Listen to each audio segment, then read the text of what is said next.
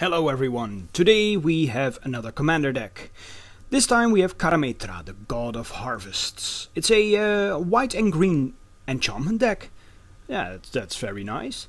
It's been built by my good friend Tim. He also built the Krenko deck from a while ago. If you haven't seen that yet, go and watch it. It's a fun deck to play. It's down in the description below. Right, Karametra, the god of harvests. 5 mana. It's a 6/7 indestructible. As long as your devotion to green and white is less than 7, Karametra isn't a creature. Whenever you cast a creature spell, you may search your library for forest or plains cards and put it onto the battlefield tapped. Then shuffle your library. Right then, let us take a look at what this deck is all about. Let's start off with the mana base. We have 13 forests. Plain and simple. Speaking of plain, 13 plains makes up 26 basic lands. To support mono white even further, Immediate the Sky Ruin. It enters the battlefield tapped at the beginning of your upkeep. If you control 7 or more plains, you may return target creature card from your graveyard to the battlefield, and it taps for white. And then we have the Flagstones of Trocare. It's a legendary land. Tap for white. Of course. And whenever Flagstone of Trocare is put into a graveyard from play, you may search your library for a plains card, put it onto play tapped. If you do, shuffle your library. Excellent card after a board wipe or something like that. And of course we have Serra's Sanctum. Tap it to add white to your mana pool for each enchantment you control. Very handy in this deck. Very costly card as well. Selesnia's Sanctuary enters the battlefield tapped. And when it enters play, bounce a land to your hand. And it taps for green and white. Sun Petal Grove enters the battlefield tapped unless you control a forest or plains.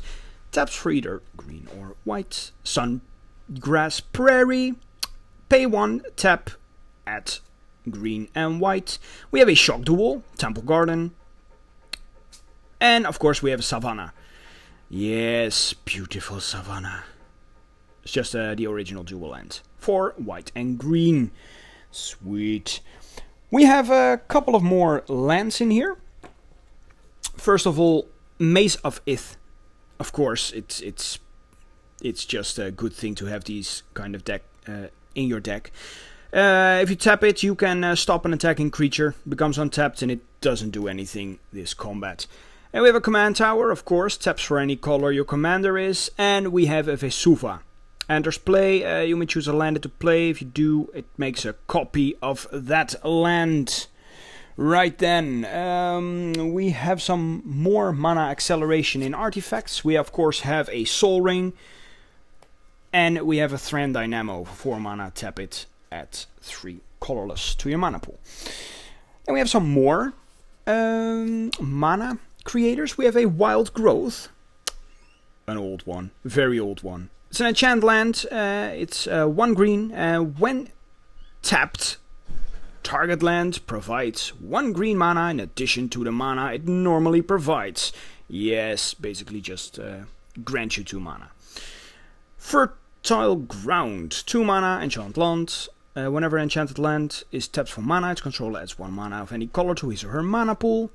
And we have Mirari's Wake. Creatures you control get +1/+1, and whenever you tap a land for mana, add 1 mana to your mana pool of any type to that land produced. And as a bonus, these are enchantments, so that's pretty good. And we have an enchantment for card draw, Sylvan Library, 2 mana. You may draw 2 extra cards during your draw phase. If you do so, put 2 of the cards drawn this way back on top of your library in any order, or pay 4 life per card not replaced. Sweet card, sweet indeed. We have some cards that benefit the top card of your library. We have Oracle of Moldaya for 4 mana. We have a 2/2, and you may play an additional land on each of your turns. You play with the top card of your library revealed. And you may play it if it's a land, so that's a very good card. And of course we have Courser of Krufix. 3 mana, 2/4 creature. Play with the top card of your library revealed. You may play the top card of your library if it's a land card. And whenever a land enters your under your control, you gain 1 life. Nice. We have a Solemn Simulacrum, which searches your deck for a basic land, put it onto the battlefield tapped, and if it dies you may draw a card. Pretty much a staple in a lot of cards. I'm not going to show you guys the enchantments yet. First of all, Elspeth the Knight Errant. It's a 4 loyalty planeswalker for 4 mana, her +1 ability, put a 1/1 white soldier creature token onto the battlefield, +1, the other one. Target creature gets +3/+3 and flying until end of turn, and -8. You get an emblem with artifacts, creatures, enchantments, and lands you control are indestructible. Sweet. Now then we have some more bonuses. We have Heliod, the god of the sun. It's indestructible. It's also an enchantment, so that's good. It's a 5/6 for 4 mana. And as long as your devotion to white is less than 5, it's not a creature. Other creatures you control have vigilance. And for 4 mana you put a 2/1 white cleric enchantment creature token onto the battlefield. Very important that it's an enchantment. Next up we have Avacyn, the Angel of Hope. 8 mana and 8/8 flying vigilance. Avacyn and other permanents you control are indestructible. Very important to keep whatever you have. So, what do we have next? We have some enchantments that grant triggered abilities. Sigil of the Empty Throne. Whenever you play an enchantment spell, put a 4/4 white angel creature token with flying onto the battlefield. Argothian Enchantress. It has Shroud, and whenever you cast an enchantment spell, draw a card. Eidolon of Blossoms. It has Constellation. So whenever Eidolon of Blossoms or another enchantment enters the battlefield under your control, draw a card. Then we have Mesa Enchantress. Whenever you play a card, an enchantment spell, draw a card. Then we have the original green version, Verdant Enchantress. Basically the same, but in green. Enchantress's Presence. Whenever you play an enchantment spell, draw a card, and it's an enchantment by itself, so that's good. And then we have the Herald of the Pantheon. Enchantment spells you cast cost 1 less to cast, and whenever you cast an enchantment spell, you gain 1 life. So next up there is some enchantment stuff that's really just a pain in the ass for your opponents. First of all, Ground Seal. For those bastards who play with graveyard decks. Oh, I hate graveyard decks, really. When Ground Seal enters play, draw a card, and cards in graveyards can't be the target of spells or abilities. Oh wait, this is a bit different. Alright then, never mind what I said. Cards in graveyards can be the target of spells or abilities. So, oh no, wait, it actually does matter. Because a lot of cards target cards to bring them back. Right, so, my apologies. Greater Auramancy. It's an enchantment, and other enchantments you control have Shroud. Enchanted creatures you control have Shroud. Prison Term. Just imprison a creature. And it can block or attack and use its activated abilities. Whenever a creature comes into play under an opponent's control, you may attach Prison Term to that creature so it can spread like wildfire. Aura of Silence. Artifacts and creature spells cost... Wait. Artifact and enchantment spells cost target opponent an additional 2 to play. Sack it. Destroy an artifact or enchantment. So then we have Sphere of Safety. Also an enchantment for 5. Creatures can attack you or a planeswalker you control unless their controller pays X for each of those creatures, where X is the number of enchantments you control. Stony Silence. Activated abilities of artifacts can't be activated. Ward of Bones. Okay, this is not an enchantment, but it's still a very cool card. 6 mana. Each opponent who controls more creatures than you can't play creature cards. The same is true for artifacts, enchantments and lands. Elesh Norn. Nice to keep weenie decks in place. Creatures your opponents control gets -2/-2, and your own get +2/+2. And it has vigilance. Authority of the Consuls. It is an enchantment for only 1 mana. Creatures your opponents control enter the battlefield tapped. Whenever a creature enters the battlefield under an opponent's control, you gain 1 life. Then we have Privileged Position. Other permanents you control can't be the target of spells or abilities your opponents control. Then we have Aegis of the Gods. You have hexproof. It's a creature, but it's also an enchantment, so that's very nice, very nice. Dragon Lord Dromoka. Dragon Lord Dromoka can be countered. It's a 5/7 flying lifelink for 6 mana. Whew, nice. Your opponents can't cast spells during your turn. Sweet, just go ahead and do your own stuff and no one can bother you. Dueling Grounds, 3 mana, no more than 1 creature may attack each turn. No more than 1 creature may block each turn. And then we have a Ghostly Prison. Everyone knows this card. Pillow Fort instant addition. Yes.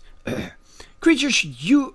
oh my god. Creatures can't attack you unless their controller pays 2 for each creature attacking you. Sweet. Right then, we have some other enchantment stuff. Stuff that matters to enchantments. And some tutors to go over. First of all, Sterling Grove. 2 mana enchantment. All other enchantments you control can't be the target of spells or abilities. And for only 1, and sack it. Search your library for an enchantment card and reveal that card. Shuffle your library, put it on top. Very cool. Enlightened Tutor. 1 mana. Search your library for an artifact or enchantment card. Reveal that card. Shuffle your library, put it back on top. Plea for Guidance. 6 mana is quite expensive, but still very good card. Because you can search your library for up to 2 enchantment cards. Reveal them and put them into your hands instead of on top of the library, like those cards. And then shuffle your library. Right, next up we have Eladamri's Call. It's an instant for 2 mana. Search your library for a creature card. Reveal that card. Put it into your hand. Whoa. Idyllic Tutor. Search your library for an enchantment card. Reveal it. Put it into your hand. And finally we have Kodama's Reach. Search your library for up to 2 basic lands. Yeah, reveal those. Put one of them onto the battlefield tapped and the other one into your hand. So next up we have some cards to actually really increase the power of this deck. Opal Essence.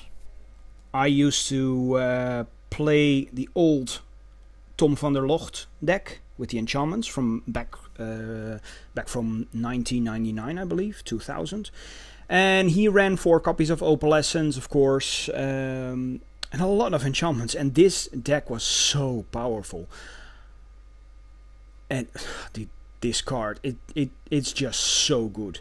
4 mana, each other global enchantment is a creature with power and toughness, each equal to its converted mana cost. It's still an enchantment. Global enchantment, that's just a fancy schmancy word for non-aura enchantments. And then we have a Starfield of Nyx, a little bit more recent, but basically the same. At the beginning of your upkeep, you may return target enchantment card from your graveyard to the battlefield. And that's nice as it is. But as long as you control 5 or more enchantments, each other non-aura enchantment you control is a creature in addition to its other types, and has base power and base toughness, each equal to its converted mana cost. So basically it's an improved Opal Essence for 1 more mana. Right then, next up we have some recurrence, because we really want to get back our stuff with Replenish. 4 mana, return all enchantment cards from your graveyard to play. Yes. And this is one of the cards also in the deck of Tom van der Locht. I used to have 4 of these because I was trying to rebuild that deck. But I sold them. I sold them all. Next up, Eternal Witness. Goes without saying.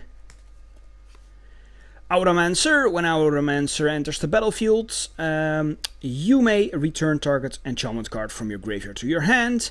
Then we have Academy Rector for 4 mana. Whenever she is put into a graveyard from play, you may remove her from the game. If you do, search your library for an enchantment card and put it into play. Then shuffle your library. Then we have a Reviving Melody. 3 mana, choose one or both. Return target creature card from your graveyard to your hand, and or return target enchantment card from your graveyard to your hand. And then we have some hate. We gotta have some hate. First of all, Acidic Slime. Death Touch. And when it enters the battlefield, destroy an artifact, enchantment or land. Beast Within. Destroy target permanent. Its controller creates a 3/3 green beast creature token. Karmic Justice. Whenever a spell or ability an opponent controls destroys a non-creature permanent you control, you may destroy target permanent that opponent controls. Crozen Grip. It has split second and destroy target enchantment or artifact. Wrath of God. Destroy all creatures. Cannot be regenerated. Austere Command. Choose 2. Destroy all artifacts or destroy all enchantments or destroy all creatures with converted mana cost 3 or less, or destroy all creatures with converted mana cost 4 or greater.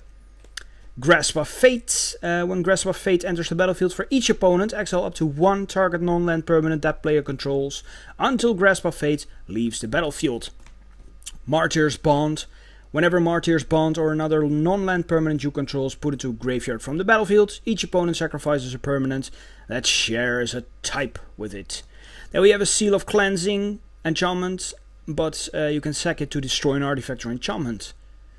Keep it in play to threaten your opponents. Path to Exile. Only 1 mana. Remove target creature from the Remove target creature from the game. Its controller may search his or her library for a basic land card and put it into play tapped. And then we have a very battered Aura Shard. Wow, it looks like I've been nibbling it. Yum, yum, yum, yum, yum. This is one of the cards from when I started way back, and I've never been able to replace it. Such a shame. Still, it's still playable. There's yeah, it's still playable. Aura Shards, 3 mana. Whenever a creature comes into play under your control, you may destroy target an artifact or enchantment. Then we have Cast Out. It's a new card. It has Flash, and when it comes into the battlefield, target non-land permanent an opponent controls is exiled until Cast Out leaves the battlefield, or you can cycle it for only 1. Banishing Light.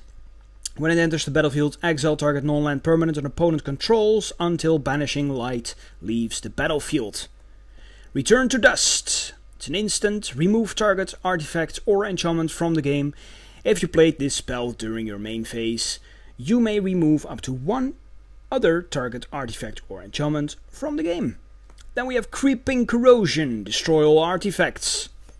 And we have a Darksteel Mutation. Not really a removal card, but it is a way to get rid of Commander, because it turns it into a 0/1 insect artifact creature with indestructible and loses all its other abilities. Well, that's it, guys. That's it for Karametra, the God of Harvests. I really like this deck. I would play it in an instant. Features enchantments, one of my favorite types of cards, and it's an interesting. It's a very nice deck. It's a very interesting deck. So thank you all for watching, and see you guys next time. Bye.